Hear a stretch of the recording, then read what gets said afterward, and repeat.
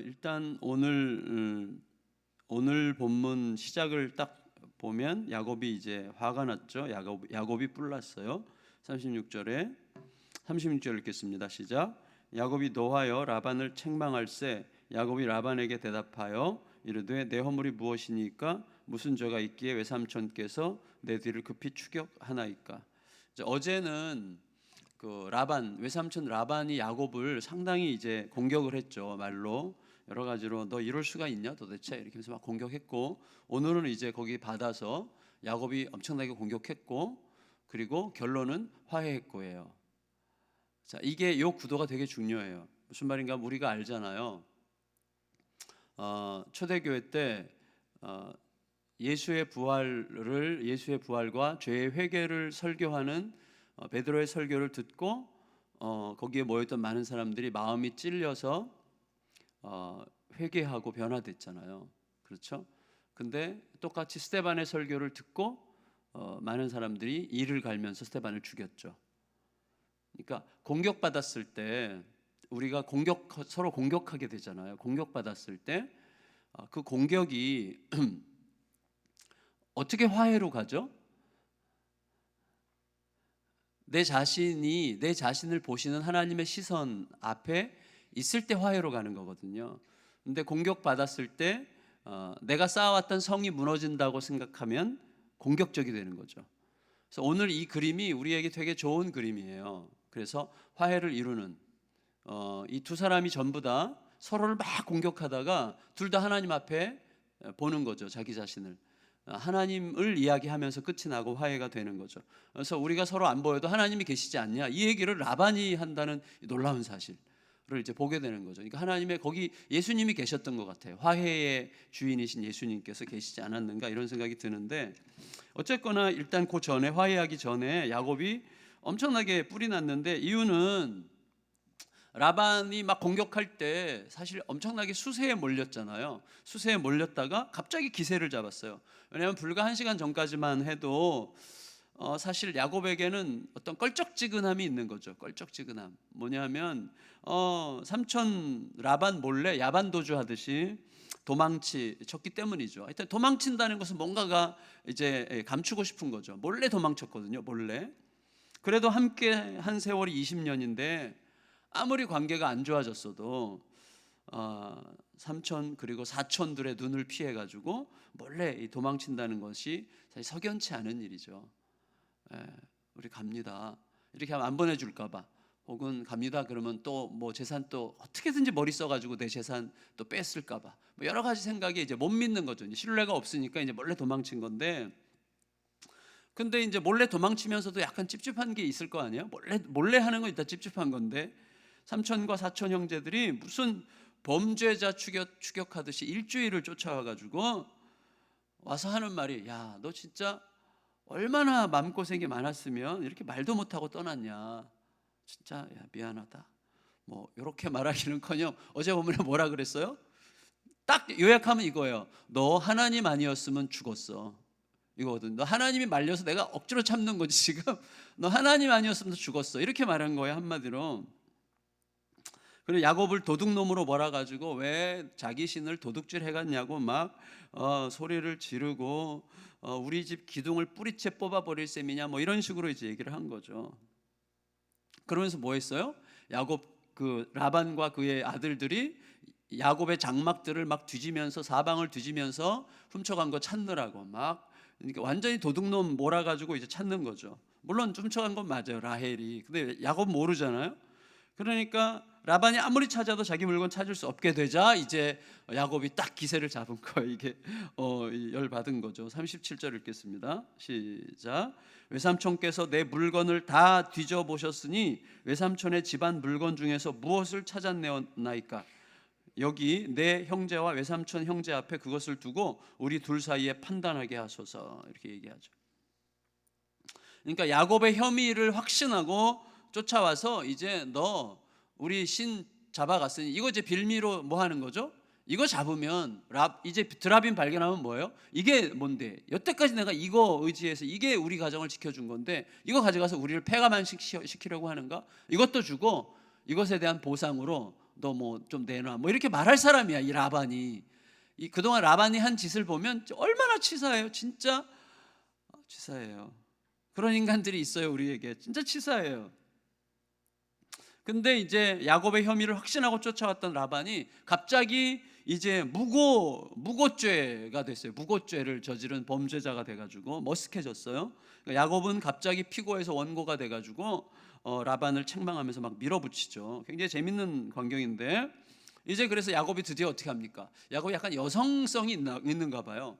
죄송해요. 여성들을 폄하하는 게 아니라 여성이 하나님이 주신 특징은 이제 과거가 현재인 거잖아요. 그래서 이제 여기서 싸움이 붙으면 20년 전 게 이제 어제의 일이 되는 현상이 생기는데, 야곱이 이제 라반에게 20년 전부터 있었던 일을 쫙 훑으면서 그동안 쌓여왔던 모든 섭섭함과 억울함과 이 분한 감정을 쏟아내죠. 38절에서 41절 같이 읽겠습니다. 시작. 내가 이 20년을 외삼촌과 함께 하였거니와 예삼촌의 암양들이나 암염소들이 낙태하지 아니하였고 또 외삼촌의 양떼의 순양을 내가 먹지 아니하였으며 물려 찢긴 것은 내가 외삼촌에게로 가져가지 아니하고 낮에 도둑을 맞았든지 밤에 도둑을 맞았든지 외삼촌이 그것을 내 손에서 찾았으므로 내가 스스로 그것을 보충하였으며 내가 이와 같이 낮에는 더위와 밤에는 추위를 무릅쓰고 눈 붙일 겨를도 없이 지냈나이다. 그리고 이제 뭐 41절은 이제 하여튼 41절도 읽을까요? 시작. 내가 외삼촌의 집에 있는 이 20년 동안 외삼촌의 두 딸을 위하여 14년, 외삼촌의 양떼를 위하여 6년을 외삼촌에게 봉사하였거니와 외삼촌께서 내 품삯을 10번이나 바꾸셨으며. 예. 그러니까 이거 딱 얘기하는 거 하나예요. 내가 그동안 얼마나 헌신했는데, 그리고 삼촌 얼마나 치사했는데, 뭐 누가 도둑질해 가면 그거 나한테 다 배상받고, 찢겨주고도 다 나한테 배상받고, 너 잘못이니까 물어내, 뭐 이런 식으로 말하지 않았어요 지금 외삼촌? 이러면서 이제 외삼촌의 막 그 약점을 막 드러내고, 그 20년간 자기가 얼마나 성실하게 외삼촌의 재산을 관리해 왔는지, 자신이 외삼촌을 속여 먹지 않기 위해서 얼마나 정직하게 일했는지, 얼마나 손해를 감수하면서 희생적으로 일했는지, 낮에 불볕 더위와 밤에 냉기와 쏟아지는 잠과 피로에 맞서서 얼마나 고군분투했는지, 자신의 모든 수고와 노동이 실제로는 얼마나 외삼촌을 위한 봉사에 가까운 어떤 희생과 헌신이었는지 줄줄이 나열하죠. 그런데도 삼촌은 노동에 대한 마땅한 대가와 관련된 약속을 10번이나 어기고도 그렇게 탐욕과 치사함을 가진 삼촌이 어떻게 나한테 이럴 수가 있습니까? 그래서 이제 막 주도권을 잡았어요. 여러분, 사실 이 말 20년 동안 쌓아온 말이죠. 20년 동안 너무 하고 싶었던 말이죠, 이 말. 근데 드디어 이제 기회를 잡아가지고 막 쏟아내는 거죠. 뭐 속이 시원했을 것 같아요. 근데 사실 그동안 우리가 창세기 묵상하면서 라반을 생각해 보면요, 라반 아무리 외삼촌이라고 하지만 진짜 존경하기 어려운 인간이었던 게 틀림없어요. 그렇게 야곱을 부려먹고도, 야, 너 진짜 오죽하면, 어른 아니에요? 어른이 자기 조카한테, 야, 너 진짜 오죽하면 말도 못하고 갔니? 참 미안하구나.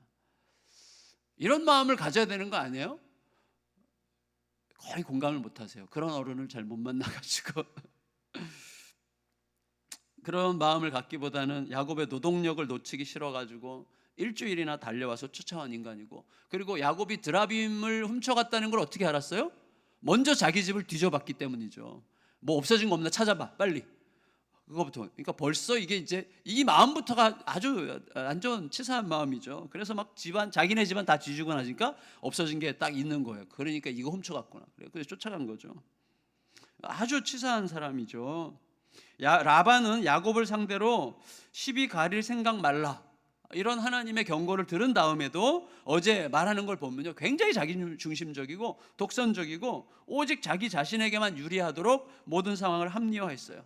여러분, 야곱이 결혼한 지 지금 뭐예요? 결혼한 지 몇 년 됐어요? 17년 일하고 나서 결혼했으니까 15년째 이제 된, 결혼한 지 15년이 된 사람이면 야곱의 아내지. 근데 계속해서 자기 딸들이라고 막 소유권을 주장해. 어제 보면 뭐 너가 내 딸들을 훔쳐가가지고 막 이런 식으로. 그리고 야곱의 잘못을 극대화시키기 위해서 야곱을 자기 딸들을 인질처럼 잡아간 도둑놈이라고 지금 어제 몰아붙였어요. 말하고 가려고 했으면 내가 잔치를 벌여주었지 않았겠는가라고 뻥을 치면서 그리고 평소에 애틋하게 사랑하지도 않았을 가능성이 많은 라반 성격상 자기 손주들을 거들먹거리면서 너 어떻게 나한테 내 손주들에게 뽀뽀할 기회도 너희 박탈했어. 뽀뽀 기회 박탈죄. 막 이런 거 막 뒤집어 씌워가지고, 그리고 하나님 때문에 내가 참고도 참는 거다 이런 식으로 말함으로써 뭐예요? 하나님의 개입하심조차 자신의 인내와 절제의 미덕으로, 이 미덕을 자랑하기 위한 도구로 이제 사용하고 있는 거죠. 너 하나님 아니었으면 너 죽었어. 뭐 이건 내가 진짜 내가 참아서 지금 문제지. 뭐 이거죠. 우리 그런 거 굉장히 익숙하잖아요, 솔직히. 우리들의 마음속에서 날마다 일어나는 그 소리들, 우리들의 마음에 늘 있는 소리들이에요. 정말 지독하게 이기적이고 독선적인 인물이죠. 여러분, 우리가 살아가면서 종종 만나게 되는 풀무불 같은 존재들이 있어요. 정말 지긋지긋하고 가까이 가기도 싫고 꼴 보기도 싫고 막 가면 금방 대고 막 나를 불태울 것 같은 막 그런 인간들이 있어요. 풀무불 같은 존재. 어떻게 보면 라반은 야곱에게 그런 풀무불 같은 존재라는 생각이 들었어요. 제가 큐티하다가 야, 진짜 라반은 야곱에게는 진짜 풀무불이다. 이런 사람을 상대로 20년 살아왔다는 것만 해도 야곱은 정말 그야말로 대단한 인물이다 이런 생각을 합니다. 그런데 거기에 생각이 미치니까 라반이야말로 야곱을 위한 하나님의 기막힌 포석이었다 이렇게 생각이 됐어요. 그죠? 라반이 아니면 야곱 같은 인간이 변화될 리가 없어요, 이게. 그래서 제가 그런 생각을 하게 됐어요. 나도 그렇구나. 내 삶에 있었던 그 많은 풀무불 같은 존재들, 그 풀무불 같은 상황들이 나같이 치사하고 이기적이고 계산적이고 머리가 빨리 돌아가고 이런 나를 단순화시키는 길은 그거밖에 없었겠구나. 제가 단순하지 않은 게 저의 제일 큰 약점이었거든요. 뭐 대단히 지혜로운 것도 아닌데 그렇게 복잡했어요. 늘 복잡했어요. 나 왜 이렇게 복잡할까? 그게 저에게 큰 고민이었는데 몇몇 이제 풀무불들을 허락하셔가지고 단순하지 않으면 못 살게끔 그냥 오늘을 살자. 아니면 제가 미치겠더라고요. 그래서 하루를 살도록 하시는 거죠. 그러니까 야곱에게는 라반이 계속해서 이제 풀무불 같은 역할을 하는 거죠. 그래서 이제 야곱을 다듬어 주는 건데, 사실은 생각해 보면 야곱에게만 라반이 풀무불이었겠어요? 솔직히 라반도 이런 인간 만나기 참 쉽지 않을 것 같아요. 야곱 같은 인간. 그래서 라반에게도 야곱이 풀무불 같은 존재죠. 왜 이렇게 어려운 말을 내가 썼을까? 여러분, 야곱이 얼마나 잔머리 많이 쓰고 교묘한 인물입니까? 오늘 여러분 야곱이 라반한테 말하는 거 보세요. 솔직히 생각해 보면 야곱에게 라반은 어떤 존재예요? 야곱이 아버지 속이고 형의 살해 위협을 피해서 먼 길을 달려왔는데 그런 거지 같은 인생을 넙죽 받아주고 살게 했고, 자기의 금쪽 같은 두 딸을 7일 상간으로 야곱의 아내로 내준 존재 아닙니까? 어떻게 됐든지 간에 현재 야곱이 이렇게 지금 살게 된 것은 전부 다 라반의 모든 자원을 가지고서 지금 자기 존재가 있고, 야곱이 지금 거부가 됐는데 그 모든 것들이 라반을 통해서 된 거 아니겠어요? 다 근데 그런 건 없어요. 나밖에 모르는 거죠. 내가 수고했고 내가 땀 흘렸고 삼촌 그렇게 치사했는데도 내가 다 희생하고 헌신하고 봉사해가지고 다 여기까지 온 거 아닙니까? 라고 식으로 그것만 생각하는 거죠. 야곱이 마음껏 활동할 수 있도록 외부의 적들로부터 효과적으로 방어막이 돼준 존재도 사실 라반이죠, 결과적으로 보면. 그런데 그런 식의 이해는 단 한 줄도 없고 단 한 단어도 없어요. 오직 내가 이렇게 고생했고. 여러분, 이런 거 우리 딱 이거거든요. 제가 전에 고백했잖아요. 제가 옛날에 저를 선교사로 파송해 주기로 한 교회에서 정말 파송할 준비가 안 돼 있어서, 제 판단에 안 돼 있어서 안 돼 있고 막 고민하고 있을 때 이제 마침 충현교회라는 교회에서 저에게 전화가 와서 우리 교회 좀 와달라고 연락이 온 거예요. 그러니까 사실은 그 사이에서 저는 이 교회를 가고 싶은 욕망이죠. 근본적으로는 욕심이죠. 근데 이 교회가 파송할 준비가 전혀 안 돼 있다는 것을 내가 막 얘기했거든요. 이 사람 저 사람에게. 그런 거예요, 인간은. 제가 그거 나중에 엄청 회개하고 그 목사님 만나서 사과했거든요. 사람은요, 자기에게 유리하도록 적어도 그 교회에서 그때까지 내가 섬길 수 있게 해주셨고, 뭐 파송 준비가 안 돼 있어도 파송할 생각을 했다는 게 또 어디고, 그리고 파송 후원비를 뭐 보통은 한 200만 원 이렇게 후원하는데 50만 원밖에 책정이 안 돼 있었다 그러더라고요. 그러면 어때요? 하나님이 보내시는 거지 그 교회가 보내는 건가? 이렇게 생각하고 가면 되는 거 아니에요?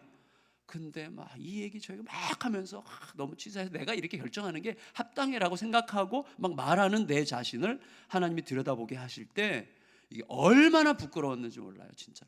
근데 우리는 항상 그런 식이에요.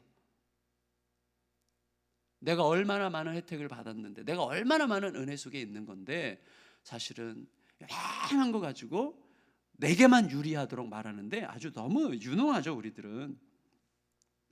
그래서 사실은 우리 모두는 살아가면서 서로에게 풀무불 같은 존재들이라고 생각합니다. 나에게 풀무불 같은 존재들이 저기 있지만, 저기가 아니라 여기 계신 게 아니라 저기에 있지만, 사실은 저도 그 사람에게 혹은 누군가에게 풀무불 같은 존재가 되는 거죠. 그 인간이 나를 어찌나 힘들게 하는지라고 말하게 되는 존재들이 우리에게 있지만, 곰곰이 따져보면 그가 나에게 풀무불이었던 것만큼 나도 그에게 그런 존재일 수 있었다는 사실을 알게 됩니다. 우리 속에는요 항상 오해가 있어요. 나만큼만 잘했어 봐, 이렇게 생각하는 바로 그런 생각으로 인해서 누군가에게 풀무불 역할을 오래오래 해온 거예요. 그런 생각 때문에. 그런 생각이 문제죠. 항상 자기 의 자체가, 자기 공로 의식 자체가 누군가에게 사실은 풀무불이 됩니다. 우리는요 이 땅에서 수많은 풀무불들을 만나요. 그런데 중요한 건 뭐냐면, 이 풀무불이 어떤 사람에게는 그를 정금같이 단련하는 선한 통로가 되지만, 어떤 사람에게는 그를 죄로 만들어 버리는 심판의 용광로가 돼요. 그래서 풀무불을 지나고 나서 죄가 되는 사람들도 굉장히 많아요. 그래서 더 이상 살아갈 힘을 못 느끼고, 그리고 목회자인 경우에는 더 이상 목회를 안 하는, 제 가까운 사람들 중에서 더 이상 목회를 할 이유를 못 찾고, 목회할 의지를 못 느끼고, 목회에 대해서 더 이상 희망이 없는 그런 분들도 굉장히 많습니다. 그러니까 풀무불을 만난 다음이에요. 풀무불을 통과하면서 이게 잘못하면 죄가 되기도 해요. 물론 하나님이 거기서부터라도 지금 다시 일으키시고 계실 수도 있는 거죠. 아무도 모르는 거예요, 결론은. 그렇지만 그 중심에 뭐가 있는가라고 물어봐야 되겠죠.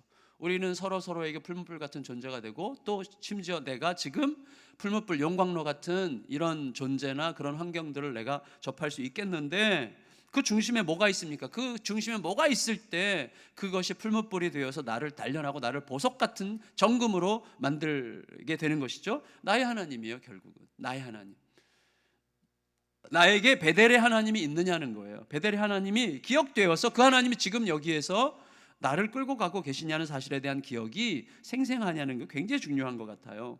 야곱이 특별히 라반보다 나은 존재라고 말할 수 있는 근거가 하나도 없어요. 사실 야곱이나 라반이나 거기서 거기 아니에요. 다만 야곱이 풀무불을 통과하여서 믿음의 조상으로 설 수 있었던 이유는 뭐예요? 오직 자기 하나님, 위에서부터 아래로 사닥다리를 내려주셨던, 그건 무슨 뜻이에요? 하나님의 위에서부터 아래로 사닥다리를 내려주셨다는 것은 지금 내가 있는 그곳이 하나님과 연결된, 하늘과 연결된, 하늘과 소통하는 공간이 되게 하시는 그 베델의 하나님이 야곱의 가슴에서 날이 갈수록 계속해서 선명해지고 있었기 때문에, 오직 그 이유 때문에 야곱이 이 풀무불들을 통과해서 믿음의 길을 걸어갈 수가 있게 되는 것이죠. 42절 읽겠습니다.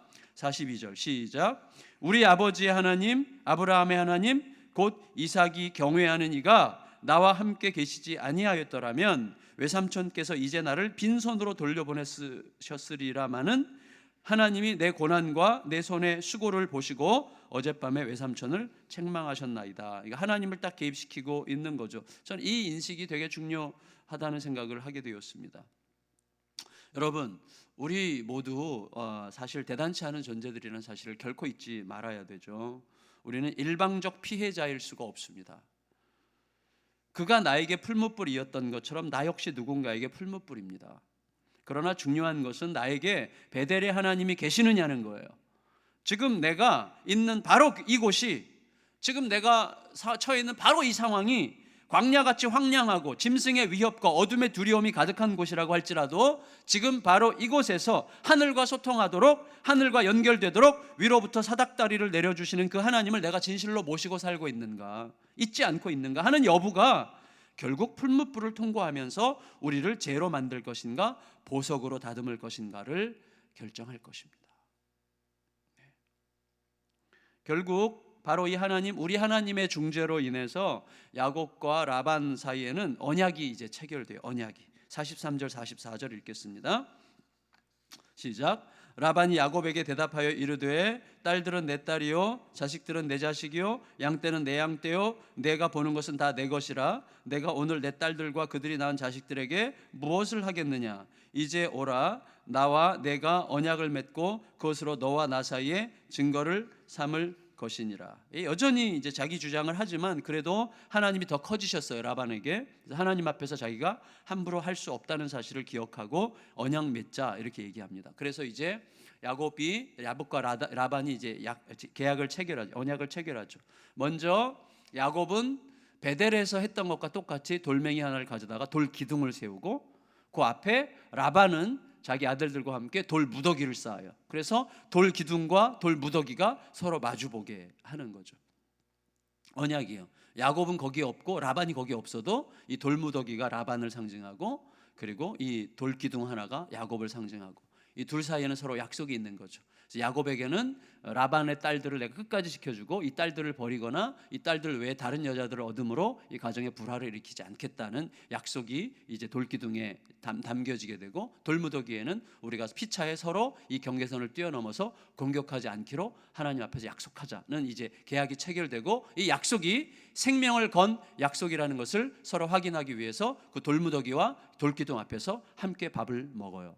밥을 먹는다는 것은 생명을 교환하는 거죠. 밥은 곧 생명이기 때문에 밥을 함께 먹는 것. 그래서 예수님께서 나와 더불어 먹자, 그걸 굉장히 중요하게 생각하시는 거죠. 그 말은 우리 안에 생명의 소통이 계속되게 하자. 내가 문을 두드려 열면 그가 나와 더불어 먹고 나는 그와 더불어 먹으리라. 우리에게 잔치상을 베푸시고 우리와 함께 먹기를 원하시는 그것은 생명의 교류죠. 그래서 이 돌무더기와 이 돌기둥 앞에서 함께 밥을 먹음으로 이 언약 체결을 완성하는 거예요. 그러면서 서로 하는 말이 하나님 얘기를 이제 계속하는 거죠. 하나님 얘기를. 야, 우리는 서로 안 봐도 하나님이 보고 계시지 않냐. 그러니까 그 하나님 앞에서 약속을 잘 지키자라는 말을 놀랍게도 라반이 한다는 거.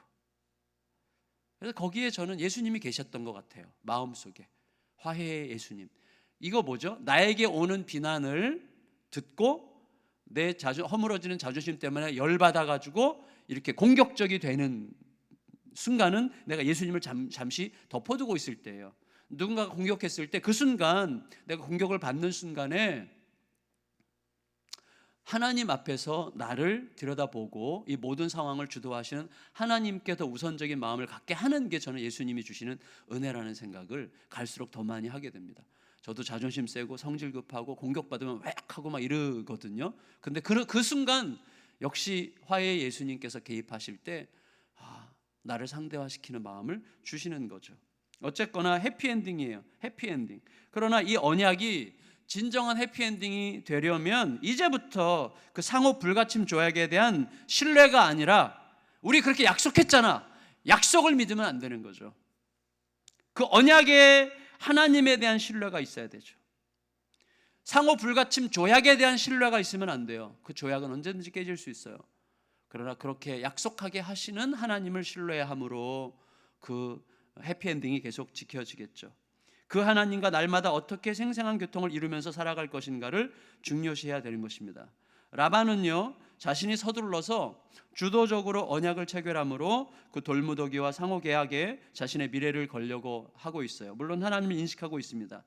야곱도 우리 이 시간 우리의 마음을 어디에 둬야 되겠습니까? 그 언약과 돌무더기가 의미 있게 하실 수 있는 하나님에게 우리의 미래를 걸어야 되는 거죠. 확실히 그걸 알게 돼요. 갈수록 우리 모두가 알게 되는 것입니다.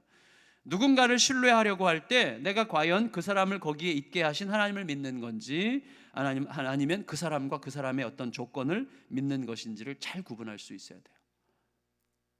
그래서 그 사람과 그 사람의 조건을 그 사람과 그 사람이 가진 조건을 신뢰하려고 자꾸 하는 순간 조급해지고 불안해져요. 그러나 그 사람을 거기에 있게 하신 하나님을 신뢰하면요, 다소 내 뜻대로 안 움직이는 것 같아도 상관이 없어요. 왜? 하나님이 하실 거기 때문에 훨씬 더 여유롭고 너그러워지고 예수님의 마음이 들어오게 되는 것입니다. 그래서 내가 과연 무엇을 신뢰하는가? 그 사람과 그가 가진 조건을 신뢰하는가? 아니면 그를 거기에 있게 하신 하나님을 신뢰하는가를 생각해야 되겠죠. 이제 성경의 인물 야곱을 읽어가면서 우리가 서서히 안심이 돼요. 이제 조금씩 안심이 되지 않습니까? 그동안 불안했었는데 그의 아버지 이삭이 경외하는 분 하나님이 이제 거의 확실히 야곱의 하나님이 되어가고 계신 것을 우리가 보게 됩니다. 하나님을 안다는 것과 그 하나님이 나의 하나님이 되신다는 것 사이에는 긴 간격이 있다는 사실을 기억하고, 오늘도 그 하나님이, 나의 하나님이, 사닥다리를 내려주시는 나의 하나님이 여전히 나와 소통하기를 매우 기뻐하시는 나의 하나님이 되시는 이 아침이 되시기를 예수님의 이름으로 축원합니다. 우리 같이 찬양, 아까 불렀던 찬양 부르겠습니다.